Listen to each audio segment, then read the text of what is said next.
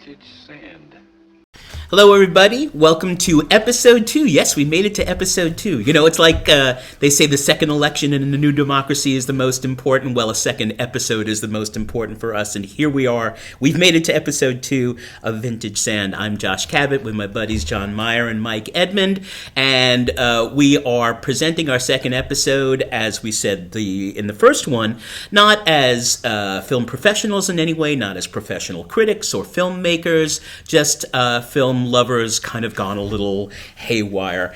And we hope every episode to share a particular focus and passion that we have on film with you, our merry band of listeners. So our episode today is going to focus on what we think is an unjustly overlooked period of filmmaking. When you think of film in the early 60s, your mind immediately goes to Europe and possibly to Japan. And, you know, if you think about the work that was going on, I mean, my God, if you were a filmmaker in those, if you were a film viewer in those days, you know, one week it would be a Godard premiering, and then the next week it would be a Bergman, and then a Polanski, and then a Kurosawa, and then Black Orpheus. It was a phenomenal period. Just an incredible period. And, you know, when you think about American movies in those days, you kind of draw a blank, unless you're a big fan of Mary Poppins or The Sound of Music. But American movies, it was a phenomenal period also. And that's going through great change. Yep, and that's what we're here to argue, because we are going to talk about specifically a period in American film from roughly about 10 years. I mark it roughly at the beginning in 1957 with The Sweet Smell of Success, although that was directed by a Brit technically, and ending with a film that's 1966 with the same cinematographer, James Wong Howe. And this sort of the great James Wong Howe, who just celebrated his 100th birthday wherever he is. It's a period of black and white filmmaking that is almost... The word I'm going to use later on is eidetic. It's almost realer than real. The blacks and whites are so sharp and so beautiful that we felt that this period deserved another look. These films all feature really interesting, deep-focused, very high contrast black and white, and it's interesting that as we did last episode on Hitchcock, we're all going to focus on a different director this time, actually. And three very different directors working in the black and white of that day in America in the early 60s. And interesting that Michael's going to talk about a director who was just sort of reaching the last great peak of many peaks of his career. I'm going to be talking about a director who was sort of more typical of the period, who had his great moment from, say, 62 to 66, and then sort of disappeared into the ether. But like so many of the interesting young directors in that period, like Sidney Lumet, like Arthur Penn, had gotten their start in television, which I think is very critical. And John's going to talk about a director who was just at the beginning of his fame and moving on into color and much greater things, but in this period did a couple of really beautiful black and white films. And, you know, so we're going to throw in some references to things that are tough to love, films like Mickey 1. Have you guys seen Mickey 1? Yes, I've seen Mickey 1. I have not. It's an odd movie. I want to. It's interesting. It's really, really interesting. Visually, it's very rich. A little tough to follow. This brings up something, though, that I had a very hard time deciding who I really wanted to talk about, because Arthur Penn is someone that I think was very important in this period, as was Sidney Lumet, and their careers started out in a way like John Frankenheimer that came from TV. Right. Sidney Lumet, I mean, became like a filmmaking machine. He just came, I mean... One after another. Yeah. Just, I mean, constantly until the end of his career, I think over 50 movies, whereas Penn... of that period, The Miracle Workers, beautiful movie. Absolutely. Beautiful movie. And then he made Bonnie and Clyde in 67, moved on to color, which is considered now a landmark movie, but he didn't make that many movies. I have a big place in my heart for Night Moves. I do too. Which I do is too. Which I I like that a finally lot. saw. Finally. Yes, Yeah. good man, Yeah, Michael. Very good. I think it's a good I movie. love Little Big Man. That's a great movie. But Yep. yes, I like Night Moves a lot. It's not very well known. And in our honorable mention category, I think we have to talk about Otto Preminger too. Oh, absolutely. I just Yeah. saw Anatomy of a Murder on, Which I love. Right? I absolutely love that. Yeah. I mean, still, I mean, Yeah. okay. Hasn't And dated at all. I mean, you know, it was so scandalous that someone said panties. That's but, you know, right. And I think if James Stewart had retired after that movie, but he would have. you know, I'm a Liberty Valance person, though. So Well, that's the other thing that's really interesting that's about this period where you had like the younger directors starting to really sort of break out and make really interesting new movies, but the so-called Hollywood royalty directors were still working. Some of them not really making really good movies. Wilder was, and that's still where we're making headed good with movies. Michael. Yep. And John Ford was still working. Manager at Liberty Hawks Valance. and Hawks Hitchcock. was still working, but the movies weren't as good as what he Wyler. had done before. Hitchcock was still working. Weiler was still working. George Cukor was still working. It's pretty amazing. Yeah, no, it was an amazing... And I'm going to throw one more Preminger in there, which is one of my closet favorite films of all time, which is Bunny Lake is Missing. Which, Interesting film. oh, my God. Talk about a film that... I mean, I went okay. to see that at the film forum, and I'd never seen it before. And it's actually, I think, one of the best performances Laurence Olivier's ever given. Absolutely, because he's so calm. He's not doing all He's the not- shtick that he was Exactly. doing. Although, you know- Well, I have to admit that I like In Harm's Way. It's a guilty Yes. pleasure. No. I don't think it's that bad a movie. And I think it's, once again, John Wayne gives a good performance when he Yeah. had a director who, Yeah. would tamp him down or would do whatever what Hawks and Ford would do with him. Right. And so it's this really, as John and Michael said, it's this really interesting convergence of the old and the new, of an audience raised on television, of the boomers starting to come of age, and while clearly the sexy action is going on with Fellini and Godard and Truffaut and the British filmmakers of the period and people like that, and I'm going to throw Roman Polanski in there too. And Bergman. We are going to make the case for this interesting, very brief period of beautiful black and white in American film. So we're going to build on what John said and start with a director who, one of the greatest of the old school directors, that would be Billy Wilder.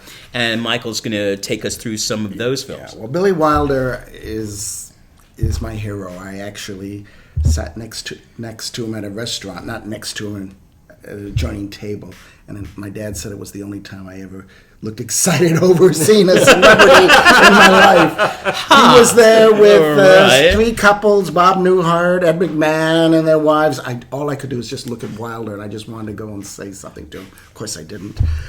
But Billy Wilder, he made 25 movies he directed, plus 2 films that I don't count. One is an old German film he did in the 30s, which he did under a different Right. name. Mention am Sonntag, the People on Sunday. Yeah. Which was nice. It was kind of like Man with a movie You camera, saw it? kind of. I have it. Oh, Yeah, wow, I've never seen it. It's interesting. It's like an abstract, pure cinema kind of piece. It's And cool. then the documentary he made during World War II, which is a short. But of the 25 films, I've seen 23 of them. And he did a film in France, didn't he, in the 30s? I don't think so. Bad Seed or something like I that? don't think it was listed. He might have, because On the way he out was of- on the way out, trying to get out of Germany and Yeah. everything. And what's also really interesting, because there were so many directors getting out, Wilder is the one who immediately adopted to Oh, absolutely. America. He loved Yeah. the United States. Some of the other directors that came from Germany had a very hard time changing and everything. With the language and- homesickness and that whole thing. But And the Wilder- fact that, like 7 years after he got here, he co-wrote Ball of Fire, Yeah, which is right. one of the great comedies about language, about Yes. the English Yeah. language, and Yes. the glories Yeah. of... God, I love that movie. He didn't direct it, but I Howard Hawks. love that movie. But out of the 25 films that he's directed, I've seen all but 2.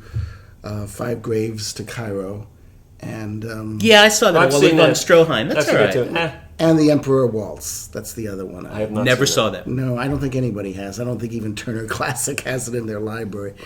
But of the 23 films I've seen, I strongly feel that all but 5 of them are definitely worthwhile at least one viewing. Oh yeah, Yeah. yeah. I have 5 films. That's a bold statement. That is a very bold statement. And I can even mention the 5 films of his that I don't particularly Go for it. like. It's their, and 2 of them is his most popular. Uh-oh. Irma la Douce Oh, agreed. and the 7-Year Itch. Oh, totally. Double agreed, John.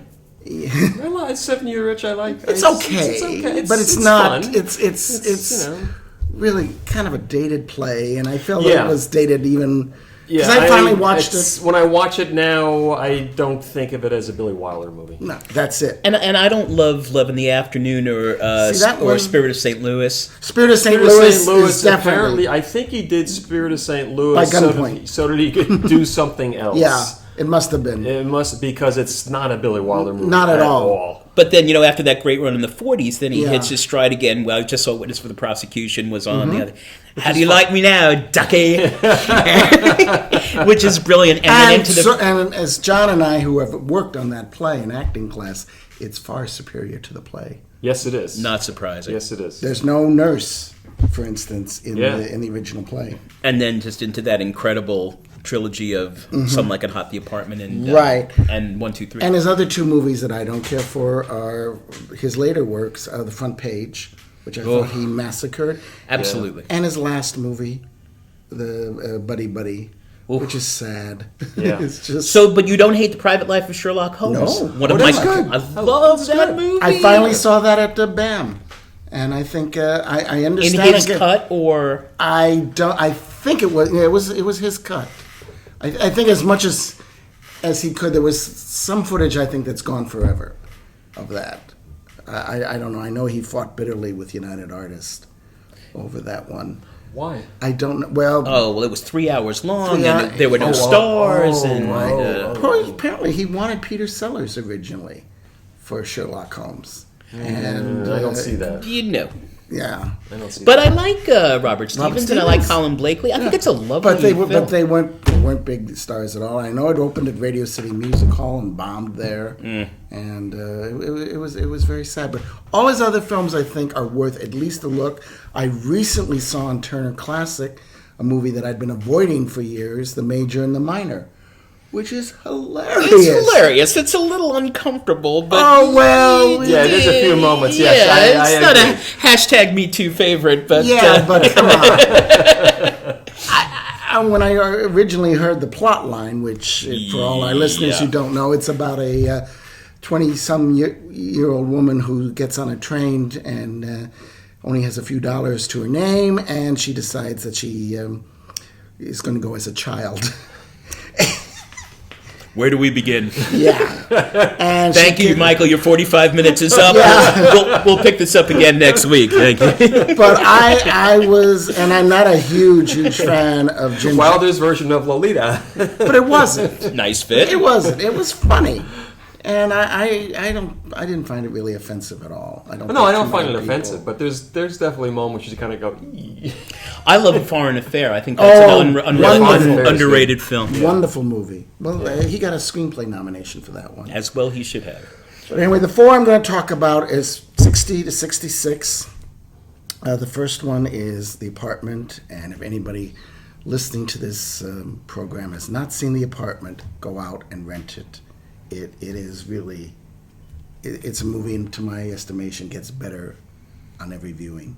And I watched it especially for this program. I have a copy of it. Apparently, Wilder had the idea, the germ of the idea, to do it in the 40s. Oh, I didn't Really? know that. Yes, Interesting. when he saw Brief Encounter. The scene where Trevor Howard and Cecilia Johnson are about to have their affair, and then the fellow whose apartment it is comes in. Right, yeah. He wanted to know about that fellow. That guy. Yeah, that Yeah, sounds interesting. perfect. But of course, That's definitely a writer's mind. yes. Yeah. And that was the germ of it, and he had been battling, thinking about it for years, and with the censors, the whole idea of having illicit affairs. But by the time 1960, they were able to do it. They were able to do it. You do know that Fred McMurray is not the first choice. No, and of course, I'm sure he hated playing Paul the role. Douglas wasn't he? Paul Douglas, and he had a massive heart attack. Yeah. Apparently, Fred McMurray said that there were people who accosted him on the street afterwards for doing that, for playing such a horrible person. I'm Well, sure I heard a story that a lady took her kids to go see the apartment when it came out because Fred McMurray was in it, and at the time he was doing My Three Sons on TV and doing Disney movies. She didn't understand what it was about, and she was very upset. Well, there's some people who should not be mothers. And she's Well, one there you of them. have it. No, but I mean, casting him against type in that, and also, of course, in Double Indemnity. Yeah, me too. I mean, that to me is the perfect example of where casting against Right. type works brilliantly. Absolutely. But anyway, Apartment, for those people who don't know it, it's about a business climber. He's climbing the business track. And in order to do this, he lends out his apartment key to 4 senior associates for illicit affairs. This is in the day before credit cards and, Right. Yeah. and hotel rooms. And he has a crush on the elevator girl, played brilliantly. I think it's her best performance by Shirley MacLaine. I would no agree argument here. with that. I Yeah. think she is so good in this. Completely charming, adorable. Yeah. And he's got a crush on her, but little does he know that she's having an affair with the HR person who now is giving Jack Lemmon his promotion, but wants the key to the apartment.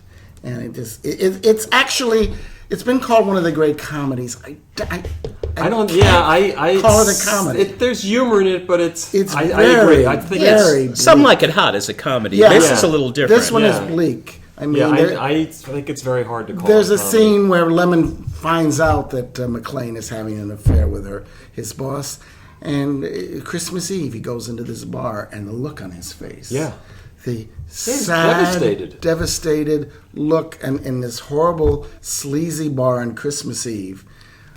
For some reason, Film Forum shows it on Christmas week a lot, and I think that's kind of a sick. Wow. Okay. Or New Year's, which is, Even better. Well, that film has me at the opening. You're talking about just the look of it, because it rips off one of my favorite shots in all of film from King Vidor's The Crowd. The opening with going into the building, into the window, and that endless series all the of deaths. deaths. Right, which was a lovely tribute to that movie, and that hooked me on it before we even meet any of the characters. Yes, and excellent, characterizations in smaller parts. Ray Walston, David White from people don't remember that. Larry Tate from Bewitched. That's right. And Willard Waterman. Edie Adams plays a scorned secretary, which is the one loophole in the film, I think. I find it hard to believe that a boss would keep his ex-mistress as a secretary. I think I would agree with that. That's the one. Unless she was blackmailing him. Yeah, and then he winds up firing her, and she goes right out and tells the wife. Yeah. So that's my one little problem with 50 the film. Shades of Black and White. Yeah, well, but and it's beautifully shot. And I forget the actor that plays the doctor. Jack Crushing. Oh, yeah, He also got an He's Oscar great. nomination for it. He's great. Yeah, A regular Max the Knife. yeah. And it's a wonderful score of Adolf Deutsch, I think, did the score. I guess the theme from The Apartment was a big hit. It was a big hit. Yeah, the music and the movie itself, of course, won the Best Picture of the year. Yep. And deservedly so. I would have given Best Director to Alfred Hitchcock for Psycho, but that's just my. Yeah. Hitchcock was not nominated often, though. No, but that was one of the few times he was nominated. Yes. Yeah. But I also think Wilder, they wanted to salute Wilder because Some Like It Hot was such a hit the year before. Yeah. And I will say, and I'll beat up anybody who doesn't agree with me, Some Like It Hot is the funniest movie ever made. I think it's the best comedy. I find it hard to argue with. If you got to pick just one, I think the thing that's really, I always think of that's amazing about Some Like It Hot is that I've probably seen it 50 times. I can say the lines before the actors say them, and that's all of them, not just Lemon and Curtis, and I still laugh. I know. That's why we all agree we're the same blood type, type O. But I'm going on to my second film. After The Apartment, which is, I think... Wait, you've got to talk about the last line. It's one of the great last lines of all time. Shut up and deal. Shut up and deal. Yes. That is true. It is. Although, you come away from that film thinking, do these two people really stand a chance?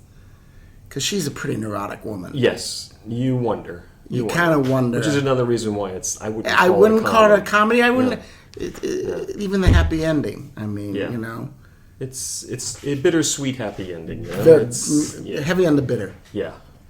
And the other thing, it's not from a play, but it was such a popular film, and yet I think 85% of that movie takes place in those two rooms. Yeah. Right, and doesn't feel claustrophobic. And it doesn't feel claustrophobic in release. Yeah. You know, there's a few scenes in the office and a couple in the restaurant. And that apartment is made to look so dreary, yes. too. I mean, the other night, Grand Hotel was on Turner Classic Movies, and that part is funny. Where he's watching Grand Hotel by himself while eating a TV dinner. Right. Oh. And all I could think about instead of Grand Hotel was about The Apartment. So that's a great movie. The second one I want to talk about, I think, is maybe not quite as funny as Some Like It Hot, but I'd say it's probably Wilder's maybe second funniest comedy, and that's 1, 2, 3. Bravo! Yeah, I would agree. And this was not a hit. This movie lost money. It was not that popular, but and it was because during the filming of it, that's when it happens. It takes place in Germany. Coca-Cola salesman James Cagney wants to climb up the ladder, and he gets stuck with the boss's daughter, who decides to marry a communist and have his baby. And it comes from a one-act play from Friedrich Molnar, a Hungarian play. Sure. Doesn't seem like a play at all, though. No. And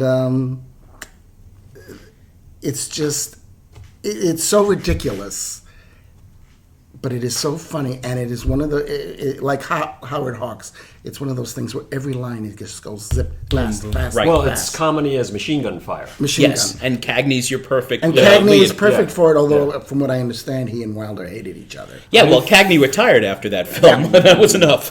Yeah. Well, was he thinking about retiring before that, and Wilder? I don't know. Probably. I don't know. I have a feeling. Well, and there were also stories about Horst Buchholz trying to upstage him, and Right. Cagney's like, "Who's this little rat?" Yeah, and But it works for the movie. Right, and I'm sure Wilder encouraged it because Yes. it worked in the film. And you have Pamela Tiffin, who didn't go on to better and brighter things, unfortunately. Made beach movies, but she's very funny as the Southern girl. Yeah. Arlene Francis from What's My Line? She's great in it. Yeah. She Wonderful, plays Cagney's put-upon wife, and she's funny in She it. calls him Mein Führer all the time. Yes, Mein Führer. Well, Wilder loved to poke fun at Germany, and Yep. because he really, he lost his family. I think he said once that he had, that he made it like his mission to always make fun of Hitler. Yeah. Him and Mel Brooks. Yeah. But if it ever comes on, Channel 13 shows it occasionally, and Turner Classic Movies, you can rent it.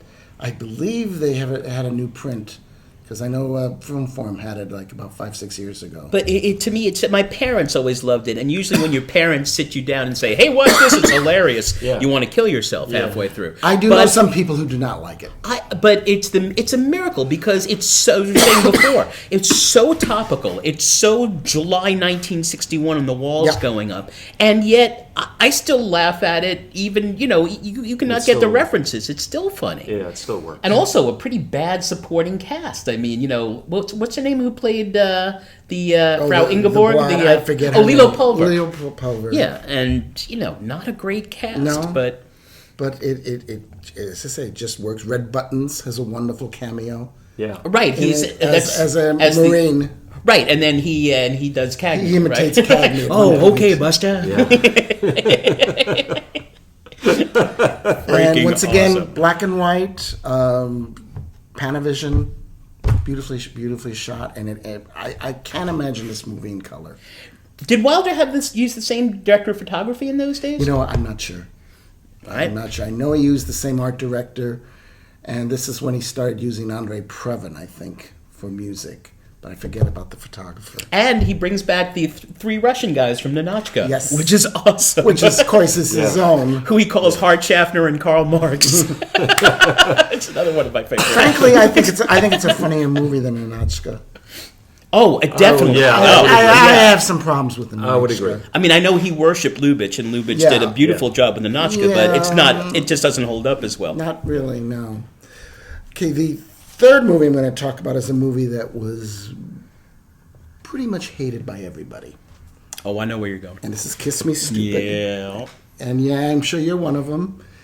All I can say is you can see it on YouTube in its Entirety. in its entirety. I think it's a better movie than people give it credit for. It once again comes from a foreign play, an Italian play, that apparently was done as a movie in the early 50s with Gino Lollobrigida. Oh, I did. Yeah, I did not know that. Called The Dazzling Hour. And this one concerns a sleazy nightclub performer named Dino, played by Dean Martin. And I think this was the first time, to my knowledge, I don't know, maybe you can correct me, where somebody so parodied himself. No, I mean, I just think about, Jerry Lewis doing his Dean Martin, as Buddy Love in the Nutty Professor, but not parodying himself. Parodying himself. Yeah. Ever since I've seen this film, and I only saw it a few years ago, good, isn't it? I've had a soft spot for Dean Martin. Anybody who could parody himself. I think he's great. And the opening of the film is Dean Martin doing this sleazy nightclub act, which was apparently really his act. And so anyway, Dean Martin is having affairs with all these showgirls. He's bolting out of Vegas, and he's driving away to do something in Hollywood, and there's a roadblock. So he winds up in Climax, Nevada. Subtle but effective. Where that's a line that could have been in Dr. Strangelove. Exactly. Where he this is such a fella could have a good time in Vegas with all that. This is such a difficult plot to describe, and it's very, very convoluted. But he something goes wrong. Well, actually, he stops for gas. The Cliff Osmond, who's already been in one Wilder movie, Irma la Douce, less said the better. No argument. Cliff Osmond plays his gas station attendant. He recognizes Dean Martin. He and his writing partner have written this song, and it's their goal to get it produced. And he thinks if Dean Martin sings it on television, it'll happen. So, gas station attendant fools around with the car. He says, "Oh my God, there's something wrong with your car. We have to, call away for the right parts. It's a foreign car. Stay the night." And so come have dinner with my partner and me. His partner is Ray Walston. That's a whole other story.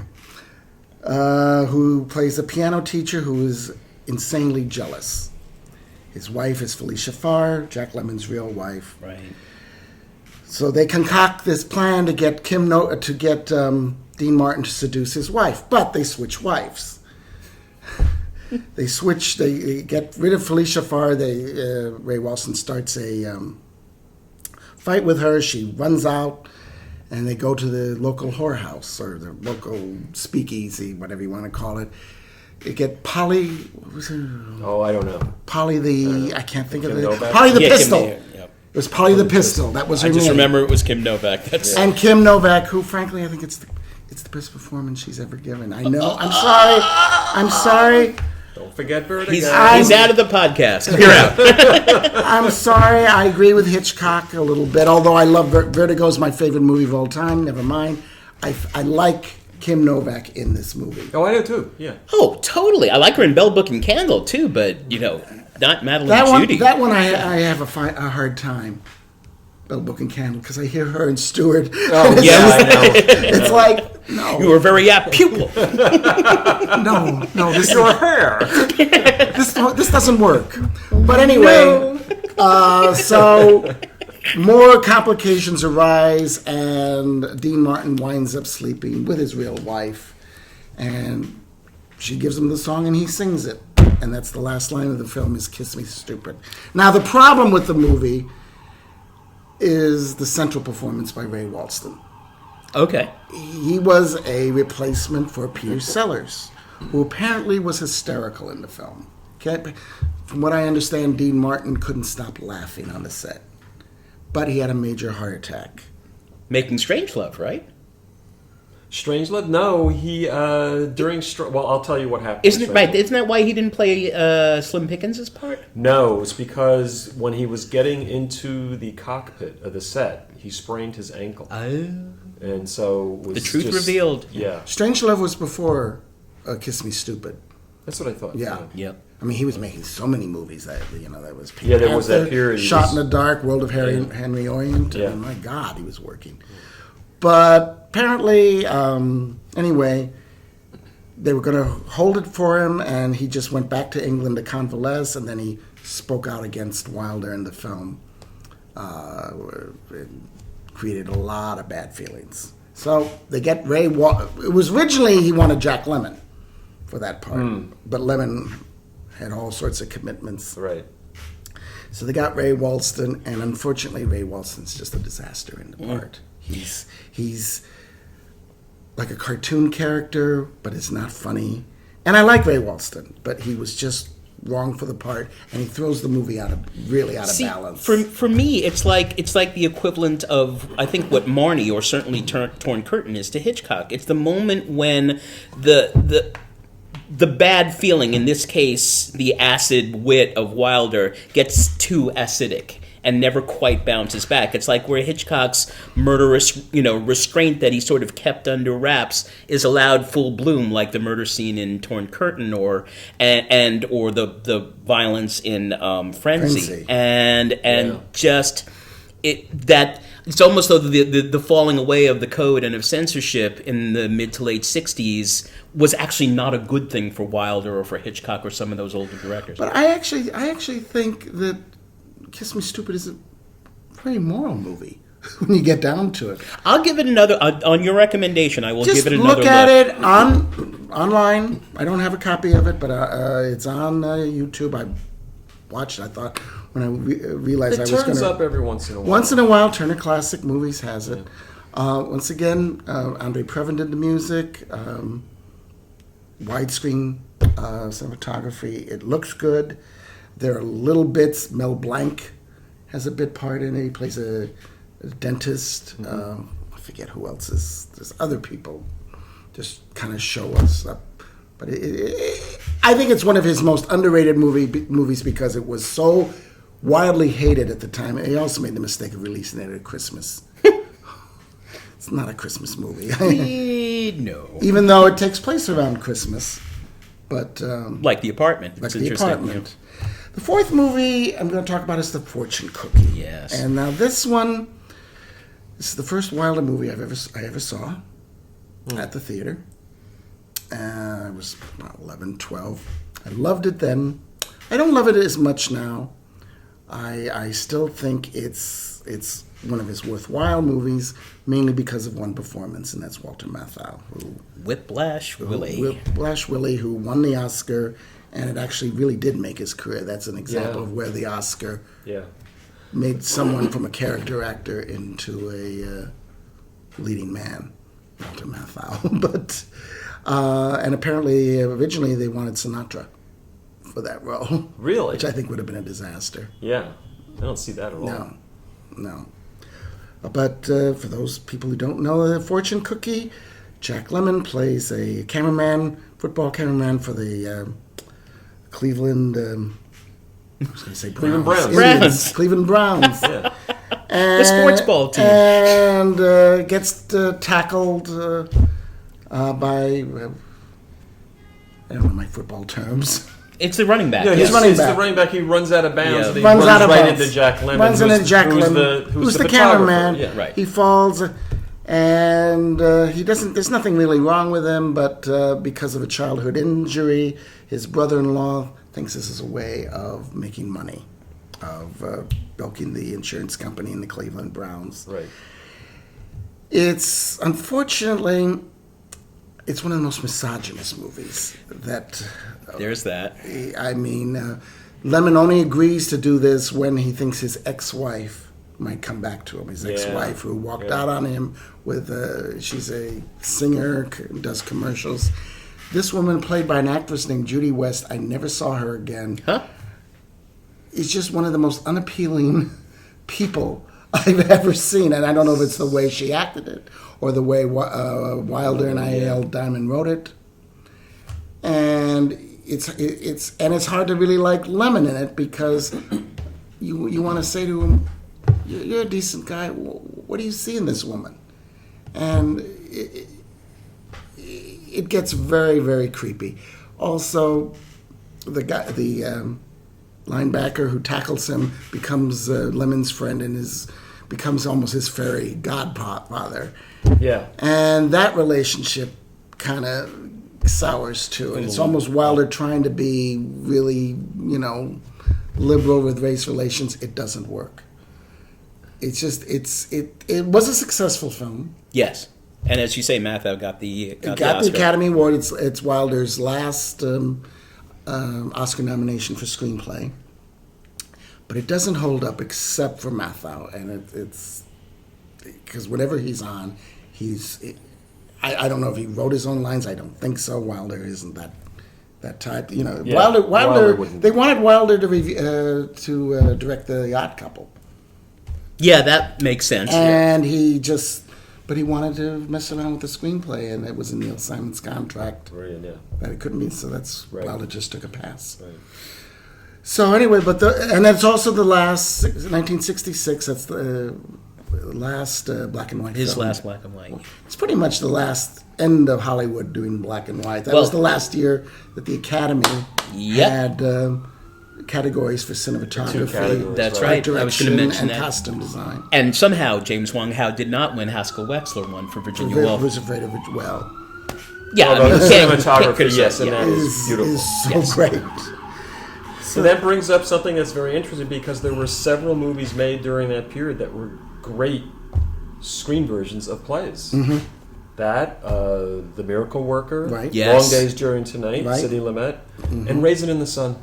Yes, is wonderful. I just taught it to my seniors a few weeks ago, and they loved it. They loved it. And a moment for Ruby Dee's passing. So great movie. And also I think there are only two. I'm English teacher speaking. Two really great American movies made out of great American novels, and one's from that period too, and that's Mockingbird.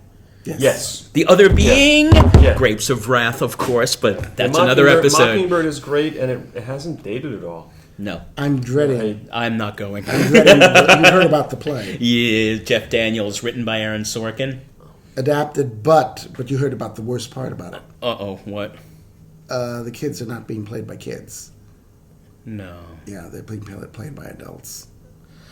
Okay. Yikes. Yeah, okay. Yeah. Even though the whole thing is about the perspective of a young girl who worships her father. Yeah, okay, but I'm sure they know what they're doing. I don't think they do. I think I have to invest in that one now. I want to be one of the 85,000 people who rush up on stage, because they gave them $10. But thank you. I now own 52% of To Kill a Mockingbird. That's how Whoopi Goldberg became an EGOT. That's how she won. Yeah, she was one of the producers of Thoroughly Modern Millie. I wouldn't scream too loud about that. Although we do love Sutton Foster, but we're drifting into we're drifting away. So, and it's interesting that you mentioned Frank Sinatra because I will use that as a bridge into the director that I'm going to talk about, which is just a really odd and interesting career, and that's John Frankenheimer.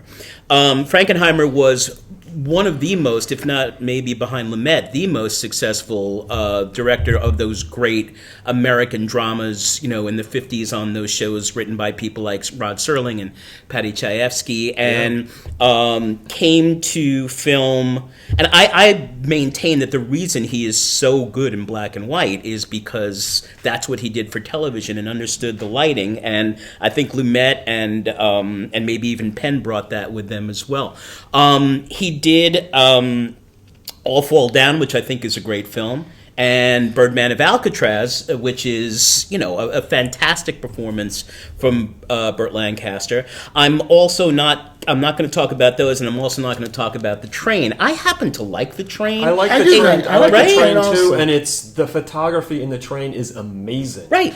Amazing. But it's sort of like talking about, you're going to talk about Kubrick, and I don't know if I would talk about Spartacus, in talking about Kubrick, because he took it over from another director. Or True. Arthur Penn was supposed to direct, and then there were differences, and Frankenheimer. It's not really a Frankenheimer film start to finish. Yeah. So the Train, right? Oh, I didn't know that. Yeah. Arthur Penn started, and then he, I don't know exactly. Did he get fired? I think he got fired. I think they were they was going over budget, or their creative And he issues. did The Chase. Well, that was later. That was the following year. Was it the following? Yeah. Yeah. Well, whatever. And The Chase is fun. Chase is fun. It's one of my favorite bad movies, but it is bad. And Brando is very good in it. He though. is. And Mr. then Val. with Frankenheimer, then you get to, once you get past 66 with Grand Prix, which, if you like auto racing, I suppose it's interesting, but that was the beginning of the end. I don't know why he did that. I think he liked racing. I think he was just a fan. I was wondering if it was just because he got offered a lot of money and That's figured, what well, I if I thought. do this and he can do something else. I don't know, because it's such an un-Frankenheimer type movie when you see it. Right, and then he started doing these really bad literary adaptations. Oh, and I disagree. I think The Iceman Cometh is quite good. it has no need to be a movie, but No, well, it's interesting. The Frankenheimer film, I think, from the 70s and 80s that gets overlooked is I Walk the Line. That's pretty good. So I've not seen very, I'm a Tuesday Weld fan. You kind of have to be a Tuesday Weld fan. Yeah. And she's wonderful I in never that. saw it. The Gypsy Moth is pretty good too. Yeah. But it's kind of bleak. And then he ended up being an action director in the 80s, doing things like 52 Pickup and Ronin, and then ended up going back to television, ironically, and having a lot of success he there went full later circle, on. Right. and the television movies he did are good. But I'm going to talk about what's known retrospectively as the Paranoia trilogy, and talking about, when I teach film, I always talk about, it's any good teacher to how form influences content. And yes, the stories of the three films I'm talking about, The Manchurian Candidate, 7 Days in May, and Seconds, are all, paranoid themed films, but it's not just the script, it's not just the story, it's the way it's shot. And what's fascinating to me about Manchurian Candidate, well, first of all, it's like the Hitchcock story. Last episode we talked about what made us film lovers, and I talked about how the reissue of Vertigo in '83, which hadn't been seen on a big screen in a while, sort of was a revelation to me. Do you guys remember back in '88? That Sinatra had hung on to the rights for Manchurian. this is totally not true. I know. No, everyone thought it was about Kennedy, but no, it was about money. It was about. But it wasn't. He didn't even hold on to them. He made it sound when he re-released it as if Manchurian Candidate hadn't been around at all, and that is not true. It's not true. I saw it way before '88. I saw it at least 3 times. On a big screen, though? Yes. Ah. I saw it at when I was working I was an intern in college on Capitol Hill, and I saw it at the American Film Institute.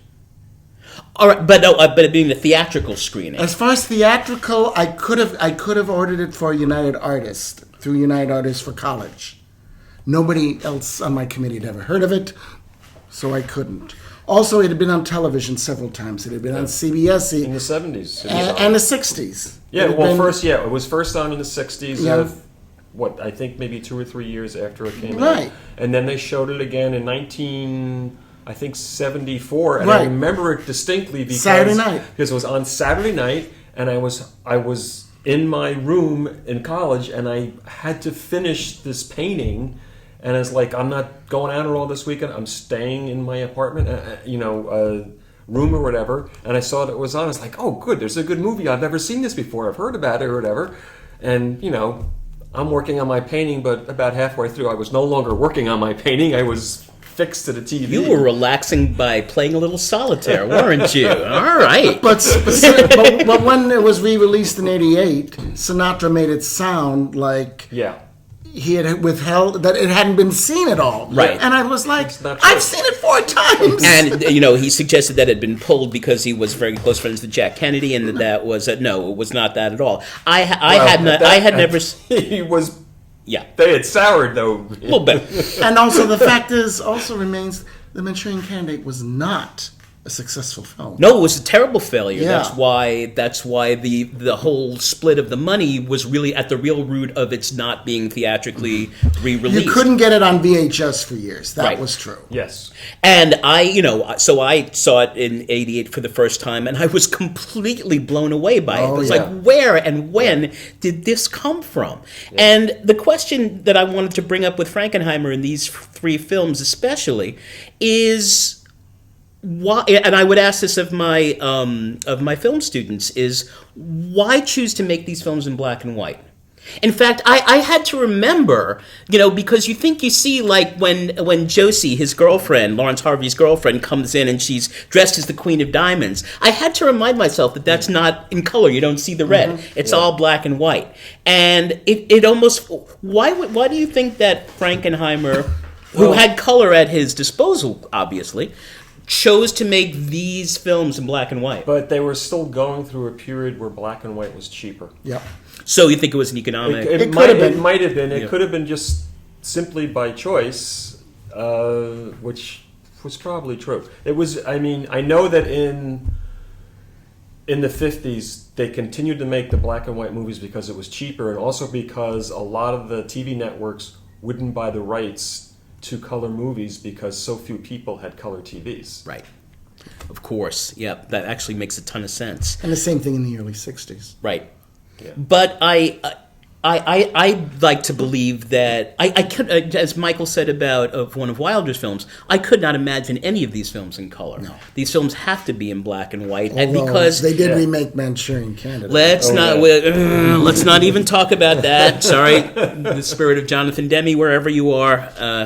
That was, okay. Anyway, we'll ignore that. And got good reviews. Yeah, well, even Meryl Streep and Denzel couldn't save it, so there you go. So the themes of the 3 movies are fairly similar. Manchurian Candidate, of course, based on the Richard Condon novel about a plot to essentially take over the American government, brainwashing a soldier, brainwashing his platoon to think that he was a hero. The hero's stepfather, played by the always underrated James Gregory. Absolutely. Johnny Iceland. He's excellent. Right? All right. And they come this close, and it's Angela Lansbury, who is his mother. Who I think gives one of the greatest performances ever on film. Oh, Yeah. absolutely. 100%. And you know who Sinatra originally wanted?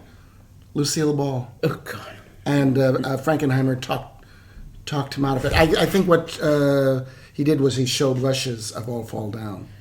And that's when Sinatra realized, okay, this is our... And of course, it's like a Jesse Royce Landis Cary Grant thing. She's, 3 years older than Lawrence but it doesn't Harvey. matter. Lansbury always played older. And completely believable. And maybe the most evil character in all of film. I'd put her up there against any wicked Disney stepmother. She's definitely up there. And because the moment... Plot spoiler, the moment when you find out who his American operative is just one of the most devastating moments in American film, I think. Yeah. And you don't see it coming. Right. Where you do in the remake. Right, where it's telegraphed. Yeah. And a fabulous ending scene where he borrows from the Hitchcock's Albert Hall scene at the end of The Man Who Knew Too Much, where Raymond, Lawrence Harvey's character, is supposed to shoot the presidential candidate so that the vice presidential nominee, his stepfather, will be swept into power. And he's cued to do it, just as in Man Who Knew Too Much. The cue is the cymbal crash. Right. Here it's when the president nominee says, my life for my liberty. Right. And boom, I'm not going to say what happens at the end. But, and I'll talk a little bit about the performances. My favorite Sinatra performance. Absolutely. I would agree. Right? Absolutely. And anybody who ever says he was not that good an actor needs to see that movie. I mean, he's not good in a lot of things, but he's brilliant in that. And I don't really want to focus on the acting here, but in each of these films, Janet Leigh. Janet Leigh is wonderful. Who has to get the Good Sport Award? Yes. Yeah. When you think Yes. about it, Yeah. because it's not that much of a part, It's but a she thankless brings part. it all. But Yeah. but she brings so much to it. Eugenie Rose and Burt Lancaster in New Depths. I think first of all in Birdman of Alcatraz, but especially in 7 Days in Oh, my May. God. I mean, Oh, yeah. completely a great piece of casting, and maybe the greatest casting against type, casting Rock Hudson in a rather serious part in Seconds, and I am not a Rock Hudson fan in any way, shape, or form, and I think he completely pulls it off. I think As a dramatic actor, I would agree with you. Right. He did have some amusing moments as a comedic actor. So, 7 Days in May, written, or should I say overwritten, and I'm saying this as a huge fan of his, by Rod Serling, but Serling tends to write like Chayefsky did in Network. You know, it's a lot of people yelling and making speeches at each other instead of actually talking. 7 Days in May, though, is a movie I've liked more and more over the Yeah. years. It's definitely it's aged very well. I think so. Yeah, I think it's frightening how close to reality it could be, and everyone is just, casting Frederick March as the president, Yeah. as the Perfect. liberal Excellent. president, who signs a treaty with Russia promising denuclearization on both sides. Sound vaguely familiar? Yes, only you do learn that there's going to be verification. Yes. Oh, yeah. I'd rather have, Just sit Kim Jong-un down and have him watch this. I'd rather So, have Frederick March as president today. can we do that? I don't know. And then there's Seconds, Seconds is an uneven film, but the plot of Seconds is very unusual in that it centers around one of my favorite character actors of that era, John Randolph, Yes. plays a middle-aged man who's successful. He's the vice president of a bank, but he's very frustrated with his life, and his daughter has grown up, and he doesn't feel a purpose anymore. He's not attracted to his wife, and this very subtle and surreptitious organization gets hold of him and offers him the chance to be reborn, to literally die, and then through plastic surgery and this extensive process, they are going to give him a second shot at life. Which is totally untrue. I've looked into that. Exactly. But if anyone has, Not true. please email us if you've heard about any place where you can actually do this. This would be most helpful. And when he wakes up from the surgery and from the process, he's Rock Hudson.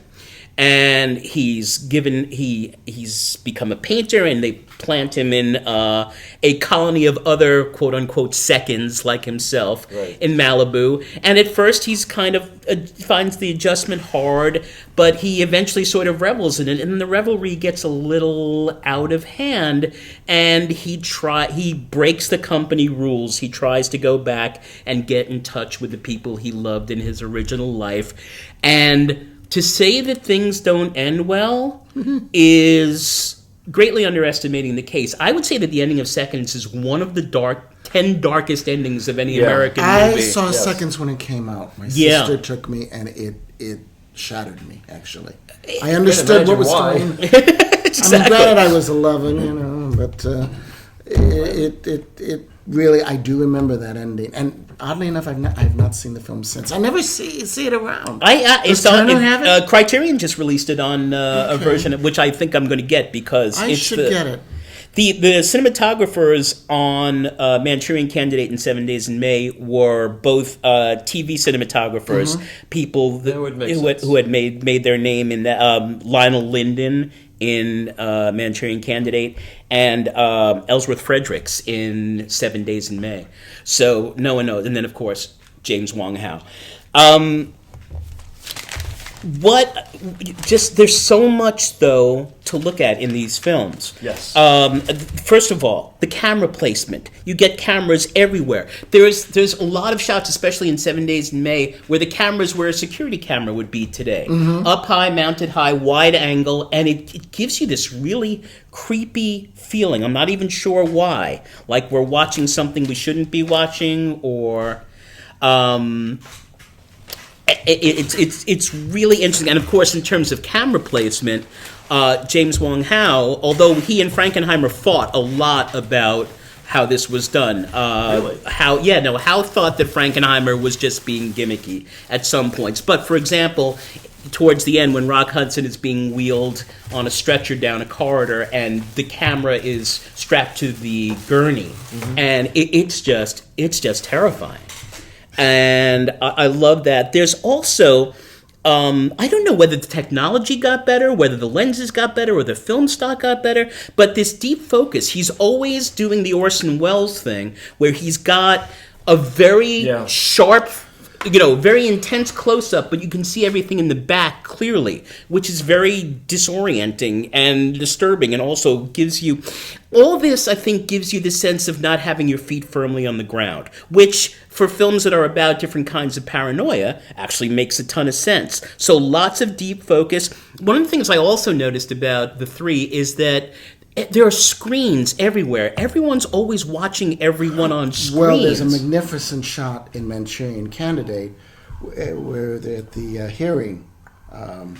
It's towards the beginning where James Gregory is questioning Mr. Chairman. Yeah. And you can see the witness on the TV screen. You see James Gregory in the background. And then you see Lansbury watching it. Right. And it's like three different films, and it's like, oh my God. And is that the scene where then he walks out and Sinatra follows him? And yes, into the closet. How many senator or whatever? Yes. And he keeps making up... How many communists are there? Right. There are definitely 106 card-carrying communists. And then, of course, that to settle on the ketchup was just wonderful. There are 57 card-carrying communists in the... Oh, no, well, unlike 7 Days in May and... Seconds. Well, I shouldn't say that Seconds because I haven't seen it in 45 years. But Manchurian Candidate does have some humor. Oh, absolutely. Yes, it does. While yes. 7 Days in May. And Seconds has none either. Yeah. No, that is not. But I do want to add one thing about 7 Days in May. It has a surprisingly good performance by Ava Gardner. Absolutely. An older Ava Gardner who allows herself to look a little older. And that was the one year. Oh, yeah, she's excellent. Right? That was the 1 year she also did Night of the Iguana that same year. And it was like the one time where she really got in. Actually, everybody is good in 7 Days in May. I think Edmund O'Brien's a little much. I love him over and the top. he's the one who got the Oscar nomination. A little much at times, or whatever. I mean, that scene in the airport, see a tall man wearing a little funny hat or whatever. And don't forget, for trivia, it is actually the film debut of John Houseman. Oh, he plays the Admiral. Yes. That's right. Everybody always thought that the first time he ever acted was in The Paper Chase. No. Yeah. No, and that is, and getting back to the screens, there are when we see Burt Lancaster as General Scott giving his big speech, you see it on a bank of screens from where the reporters are, and then at the end, when you see President Lyman giving his speech, Frederick March, you also see it on screens. People are constantly watching screens, and even a little bit in Seconds, when they sort of give him the pitch to do this, it's done with a little promotional film, and it sort of just really reminded me of Get Out. I mean, of when the main character in Get Out is hypnotized and strapped to the chair and watches the film about how this whole process is going to work, and transferring the bodies, and that really I doubt if Jordan Peele was influenced by it, but that was screens really important. Well, and the part you're referring to in 7 Days in May when he's Burt Lancaster as General Scott making the speech, they cut to Kirk Douglas and He's watching it on TV. On the screen. And that's when he listens to him, that's when he decides to contact the president's office because he's put everything together and realizes that, spoiler alert, there's a plot. They always kill Martin Balsam, too. That's such a bad thing. But so that's something that really stood out to me. Was I take it Seconds was not a successful film. No. But was 7 Days in May? Yes. It was. I mean, moderate success. Yeah, well, unlike The Manchurian Candidate. Which was a dismal failure, but, most of the great films that we love now were dismal failures when they opened. I mean, I always thought that's why Lansbury lost the Oscar, was because Manchurian Candidate just was not... Yeah, no one saw it. No one saw it. It was 25 years ahead of its time. Yeah. I mean, I don't think, when I saw it in 88, I don't think we'd caught up to it. I think we're just about there now. Yeah. Maybe. So, and in terms of how the camera moves, lots of corridors, lots of hallways, and alleyways, very Kubrick-like, that same sort of smooth rolling. And he even does... back to Opals. Well, and remember the opening of Seconds in Grand Central Station, where he does the thing that Spike Lee did in his early films, where it looks like someone's not walking but floating. The camera's over their shoulder, and like in Malcolm X, remember when he's headed to the Audubon Ballroom? It's really everything is done. Well, that also is Scorsese. That is true. Everything is done to keep you off balance and knock you off your feet and sort of take you away from what you're sure of, which, if you're making films about paranoia, as I said, is a wonderful thing. So there's lightning fast cuts. I mean, think about the convention, the nomination convention at Manchurian Candidate. There's a point there where he's cutting every half a second. Yep. And you see the same thing at the very beginning of 7 Days in May with the protesters. Right, when some are protesting in favor of the president, some against, and they end up fighting. Clash, yeah. And some really expressionistic stuff. There's a dream sequence that he has in that the character has in Seconds, where the floor is like a checkered floor, and it's a fisheye lens. It's like straight out of Caligari almost. Right. It's really odd and unexpected and upsetting somehow. I mean, that's what I love about these three films, is that it's not just the stories and the script and the ideas are upsetting, it's the way the film is shot. The films are shot is just very, very disturbing. And by the way, one thing I found out that I didn't know in doing a little bit of research, Seconds was shot as a silent film. And all the dialogue was redubbed afterwards. Really? Because they wanted to give James Wong Howe absolute freedom of the camera. Oh, okay. Wow. And so I would argue that maybe since the early 40s that these are the most beautiful films made in black and white in America in terms of the visual look of them. I mean, again, I used the word eidetic before, which means, it's my favorite word in the English language, meaning almost hyper-real, realer than real, sharp as a Dali painting, or sharp as you see images in a dream, like sharper than they are in real life. That's interesting that they did it that way, because James Wong Howe was making movies since the 20s. Yeah. He's been around for a long time. So maybe there is that kind of silent expressionist influence happening there.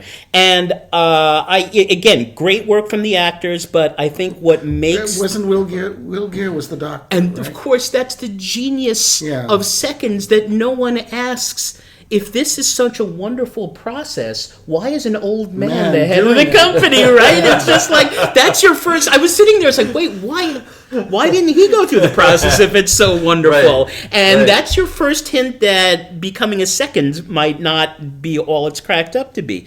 So I just love the feeling of these films. As John pointed out, this was the Seconds, 66, was the last year that the Oscars gave out a separate award for black and white cinematography, won by Haskell Wexler. I mean, deservedly so.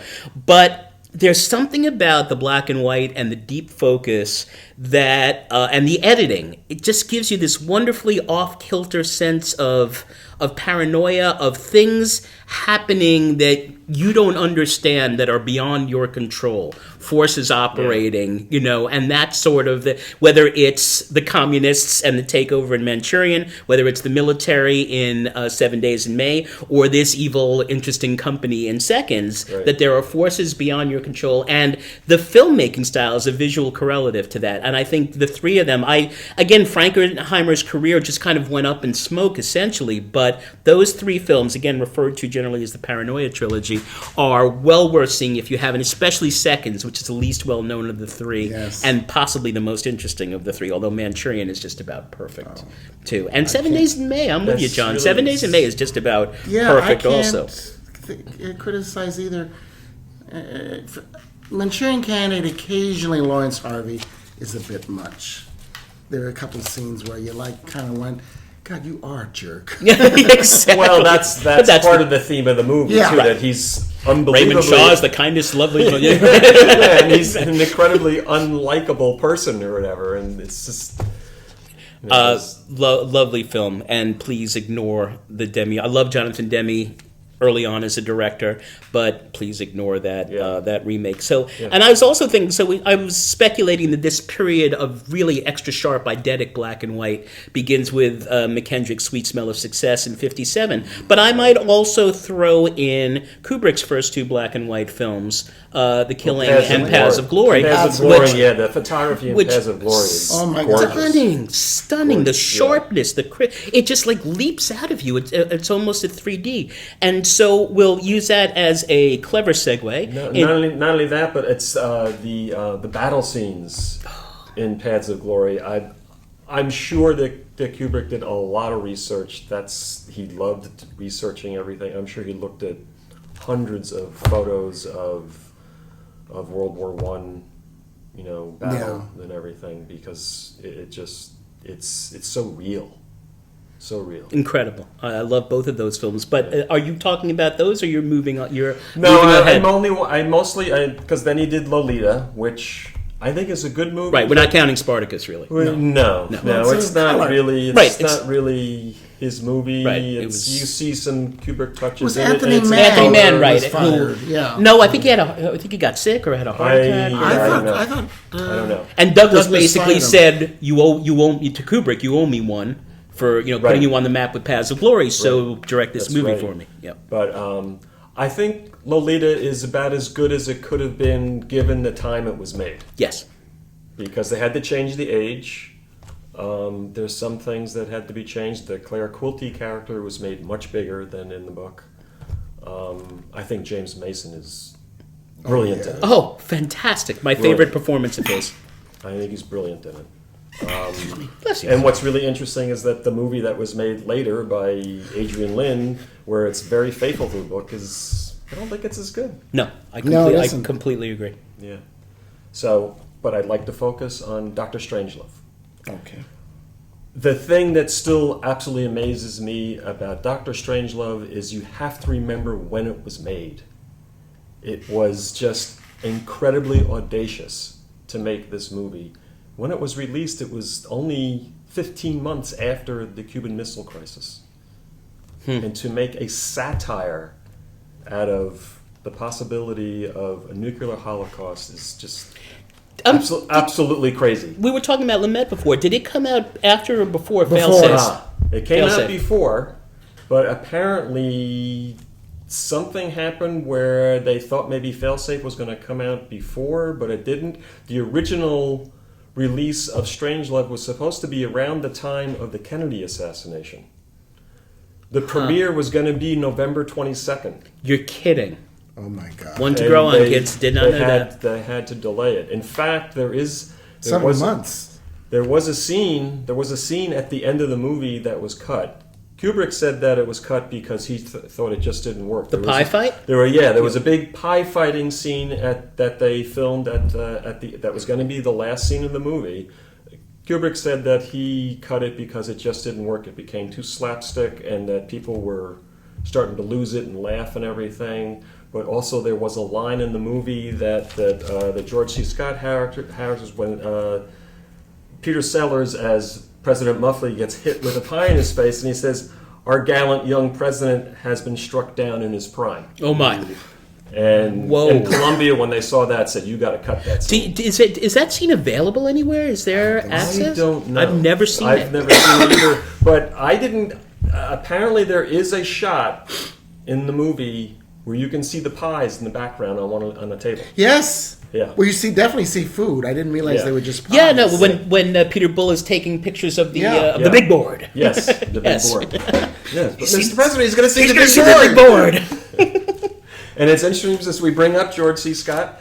He was not happy at all when he saw the movie. Really?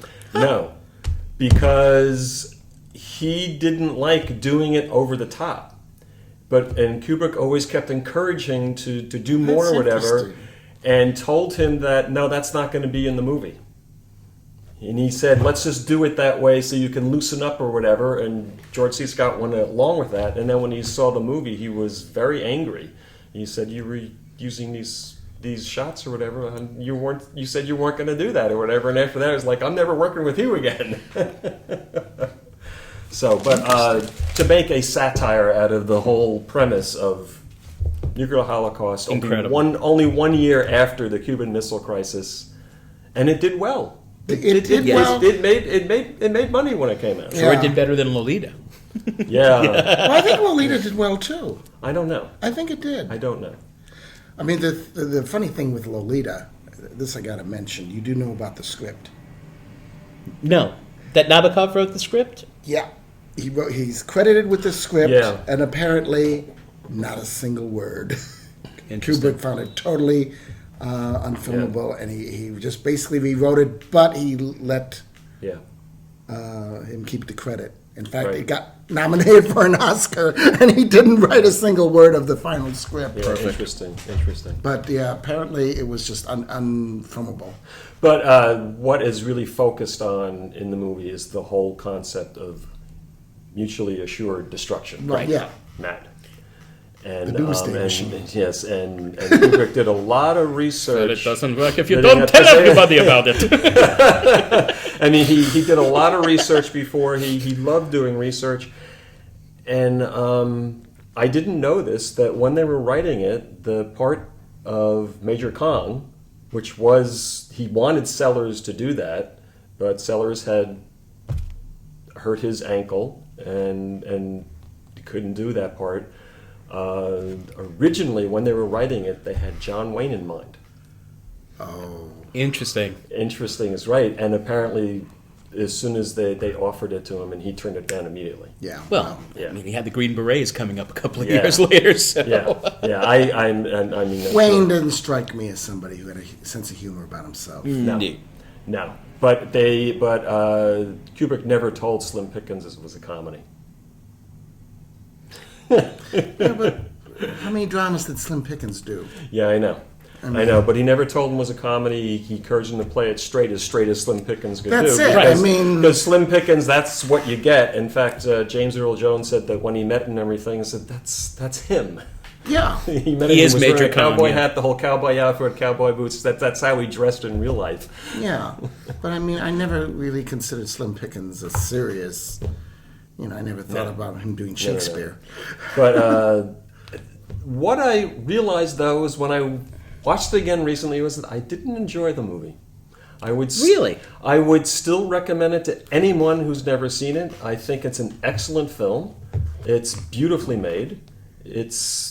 I mean, as far as satires go, it couldn't be done any better. Oh, I think it's the best film But satire probably ever made I found that I didn't enjoy it.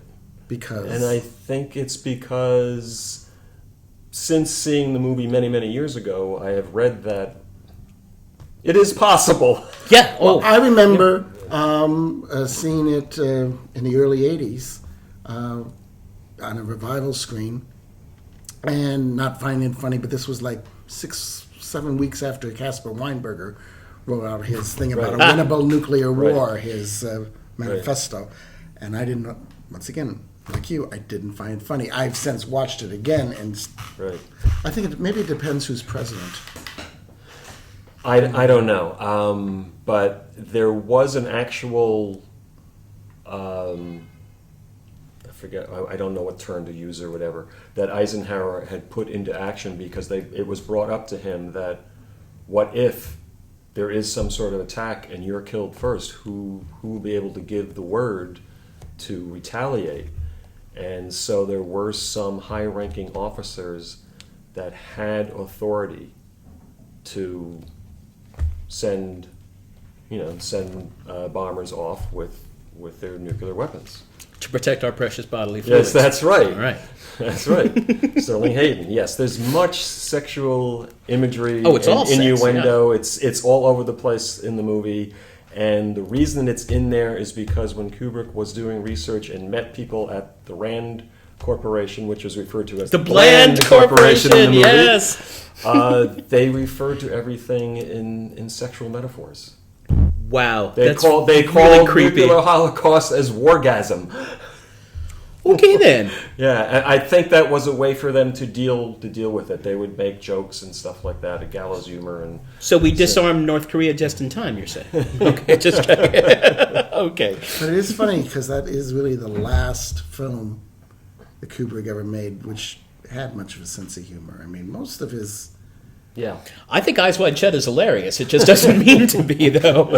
Actually, I'm one of the very few people on earth who actually likes Eyes I Wide will have Shut. to fight that one out sometime. I like it. I don't love it, but I think it's a better movie than That's how I Kubrick's. watched the movie, basically, with Eyes Wide Shut. And I think Nicole Kidman. I think it's one of her best performances. She is very good in it. She is. All right, but we digress.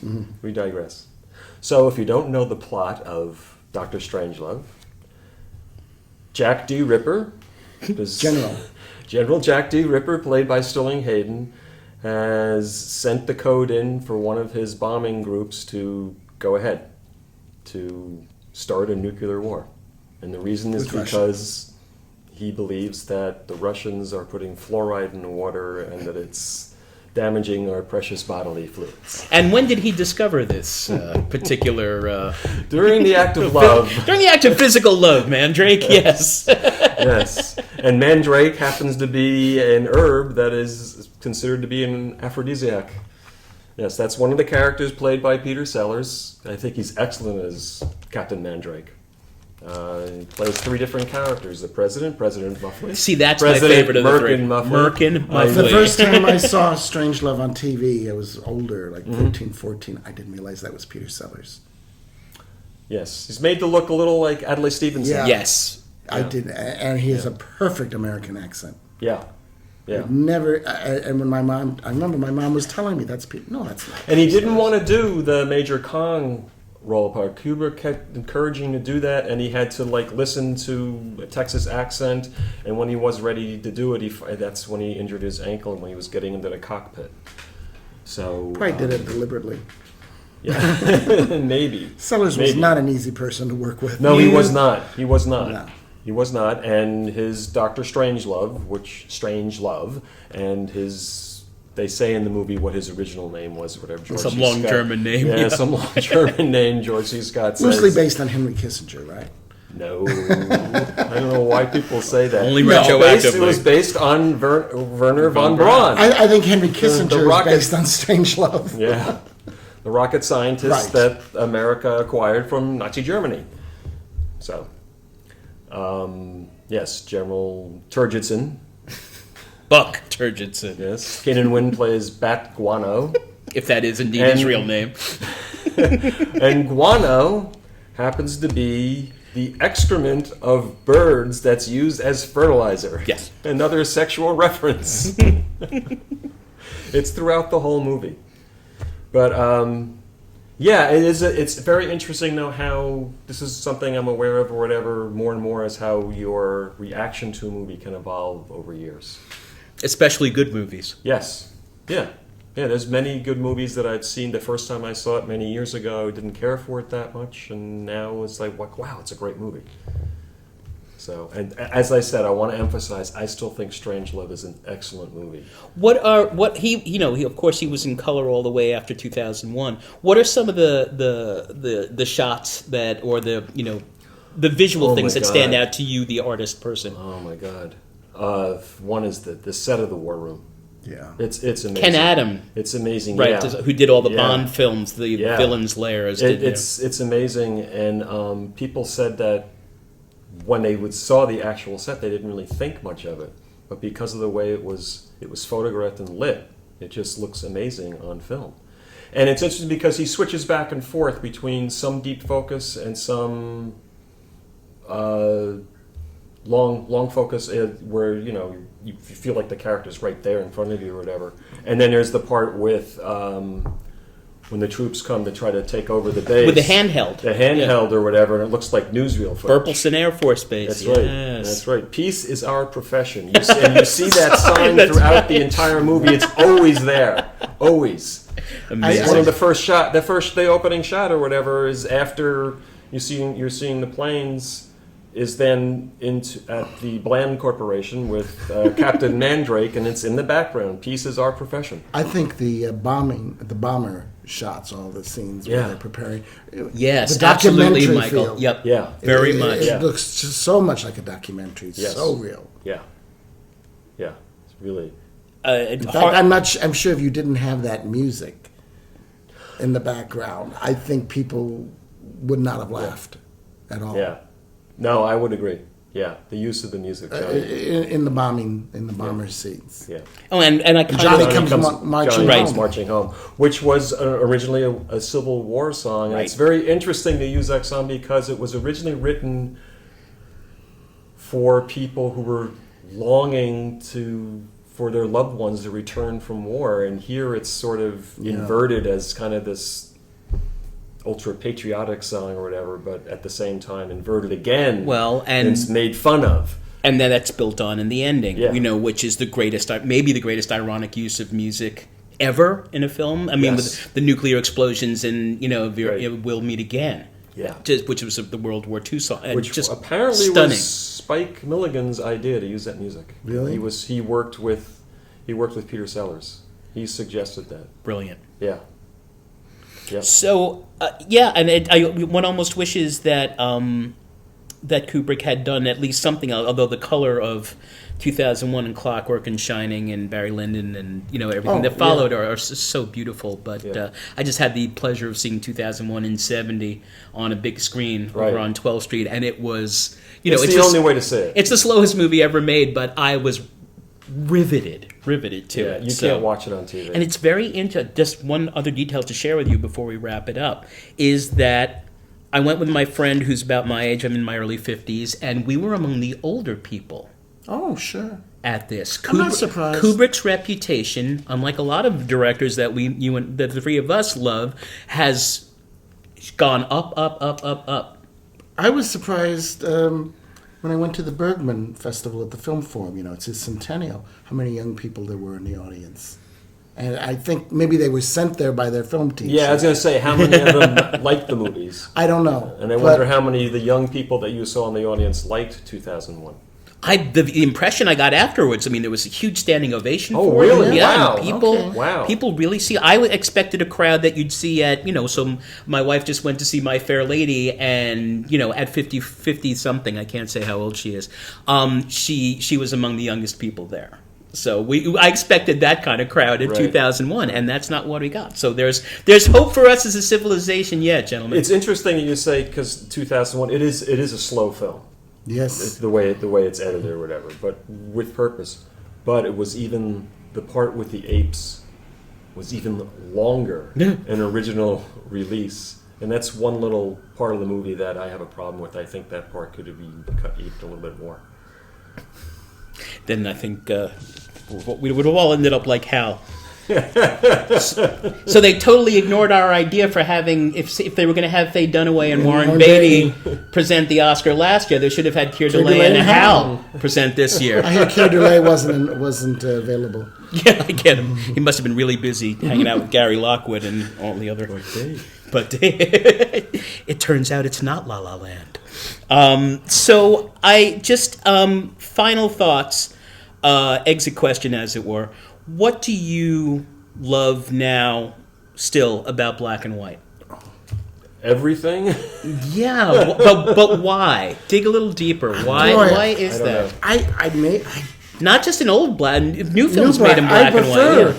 Even as a kid, I remember being brought to movies that I couldn't understand, and I always preferred them when they were in black and white. I remember my sister taking me to Period of Adjustment. That could have been because I'm assuming you had a black and white TV. Yes. It could have been you just made you feel more comfortable. Maybe. That's what you were used to seeing, so it made you feel more comfortable when you saw black and white. Although I also color a cartoons. lot of movies, especially at that time, still the color was not used well, and they just looked gross. The 60s, yes, especially. Absolutely right. It was like, we're going to do color, so let's make sure we use a lot of color. And then my favorite Woody Allen movie is Manhattan. Yeah. And beautifully shot. Yeah, the velvety. I know. There's no hashtag funny, me too. It's funny how, even though it's just black and white, but there's so many variations of the black and white. So many different kinds of film that was used for black and white, and also, using deep focus sometimes. I mean, Kane is the best example. But even a cheap film like The Big Combo, the Joseph Lewis film. You guys ever seen that with the fog at the end? And oh my God! I'm familiar with that. I mean, this film was made for about $3, and just or Detour, or those great noir, Gun Crazy, those great noir films of the late 40s, early 50s, and I just love that look. For me, it's one more thing that reminds me about a movie.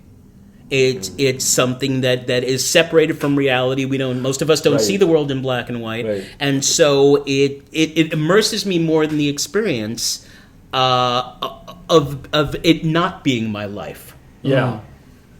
Does that make sense? Yes. Although there are some color movies that obviously are not real looking or whatever. Yeah. But Oh, the sure. color is used beautifully. No, But like in Days of Heaven or something like that. I've it was never from- though seen a black and white movie where I thought, gee, I wish this was in color. That's a really good point, Mike. Frankenheimer with the Train. I saw that movie when it came out in the theater, and I saw it with family. I can't remember why we decided that was the movie we were going to go see, but I remember my parents afterwards saying, "Gee, why'd they make this in black and white?" And I, being an annoying child at the time, said, "I liked it in black and white." Interesting. I do. A lot of people I know when it came out were wondering why was it made in black and white, because gee, there would have been all this stuff in color that would have been really interesting, and there was the scenes with where they're getting to the countryside and the mountains and everything. Well, but I assume that in the time that we're talking about, say 57 to 66, that it was an economic decision, as you said before. Probably. Well, no. No, but I think for the I'm Train, sure Psycho was, right? Oh, yeah. Psycho definitely was, because Hitchcock wanted to show people you could make a good movie on a low budget. He used a TV crew. Right. Right. But now, something like The Longest Day, that had to have had a high budget. And yet it Yeah. was Oh my shot God, in black yeah. and white. But I think Bobby also Darin's some of in those it. choices, I think sometimes those choices were done too, like, oh, let's do black and white. It will look realer, because people were used to seeing World War II Yeah. footage in black and white. Interesting. But that's not a movie I'd want to see in color either, so. No. No, that's a question for our listeners to think about. Are there any black and white films that you've seen that you'd rather see in color, and vice versa? Any color films that you've seen that might be better in black and white? Occasionally have seen films. Actually, I just saw one that I liked it very, very much. First Reformed. Oh, I'm dying to see the Schrader film. Yeah. Yeah. It's quite good, but I think I might have liked it even better if it were in black and white, because it is such a Because it has a Bresson feel to it, right? Yeah. Well, it's Winter Light almost. It's almost a remake of Winter Light, not quite, but it's Which I like a lot. yeah, me too. Bergman, for those who don't know. Yep. And also he had in mind Diary of a Country Priest. Yes. Bresson. Yeah, and also Pickpocket too. You had that feel that I can't wait to see it. I'm so But excited. I do recommend that film. It's either that or the Mr. Rogers documentary first. I reckon. Really? You guys are a little older than I am. I grew up on Mr. Rogers. He was a huge help to me. I don't get it.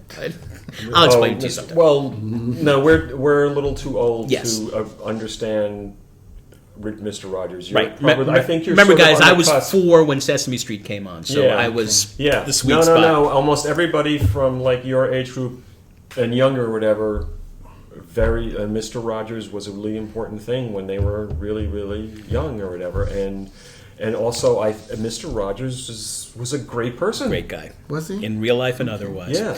All right, so to sum up, we have been focusing on, it's films in the when we talk about films in the 60s, in the early 60s, our minds tend to drift towards the European and Asian, but we've tried to make a case here for the black and white American films of older directors still working at peak, like Billy Wilder, of newer directors like John Frankenheimer and Sidney Lumet and Arthur Penn coming out of television and doing some really exciting stuff in that period, although except for Lumet, that did not last.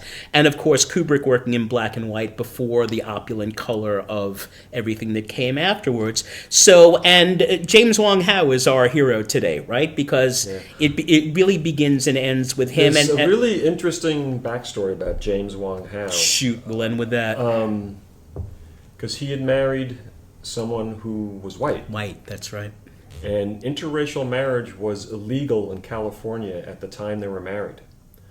So they had to not cause trouble, because also James Wong Howe had enough trouble because he was Asian to begin with. She didn't want to cause more trouble for him as far as getting work and everything. They lived in the same building in separate apartments. Wow. Really? Yeah. I wish I could find that unbelievable, but I don't. Yeah. Sad. All right, well, the last thing I'm going to say is... And eventually she moved to Mexico for a while, because I think it had something to do when the blacklist started. Wow. Because she had ties to someone who was a communist. and she didn't want to do anything that might ruin his career. Good times. Good times. So. So we will conclude on that note, although I want to just get a little, I'm not shilling for Criterion or anything, but if you happen to have some money lying around, the Dietrich von Sternberg box is coming out next month. All seven Talk about of those. black and white. All seven. Beautiful black and white. That's what made me think of it. If you want to see black and white cinematography at its best, check, if you can swing it, check that one out. Vintage Sand, as always, is a 5 9s and a 4 production, produced and edited by the fabulous Melissa Cabot. Gabby designed our logo. Thank you, Gabby, out there. Thank you to Mama Sue and Alexa for the use of the hall. As always, we will be back with episode 3 soon enough.